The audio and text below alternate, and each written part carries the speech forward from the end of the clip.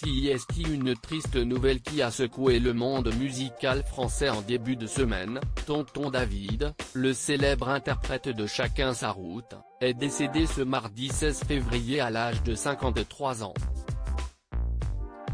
Il est mort des suites d'un AVC qu'il aurait fait en descendant d'un train dans la gare de Metz.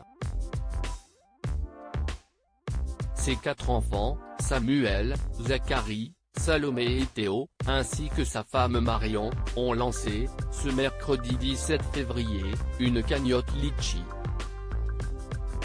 Face à ce départ brutal, nous ne possédons pas les moyens de lui offrir l'hommage qu'il mérite de par la place qu'il aura laissée dans nos cœurs et dans le paysage musical francophone, expliquent les enfants de l'artiste sur le site.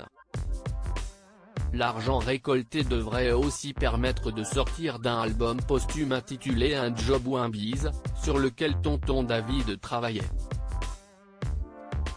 La cagnotte, qui s'appelle Pour le départ de Tonton David, avait déjà récolté près de 30 000 € grâce à plus de 1000 donateurs, 24 heures après sa mise en ligne.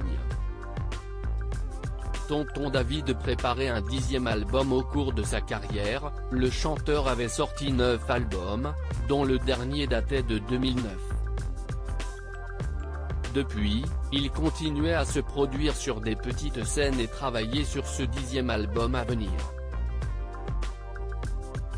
Tonton David avait quitté Paris pour la Moselle il y a plusieurs années, une région qu'il appréciait particulièrement comme il l'avait confié, en 2016, dans les colonnes de l'Est républicain. Je ne sais pas d'où ça vient, si est-il aspect frontalier ou autre chose, mais il règne ici un climat tout à fait particulier, qui rend la vie très agréable, confiait-il à nos confrères. Bon, et puis il faut bien reconnaître aussi que lorsqu'on a 4 enfants et une famille à nourrir, la vie est moins chère.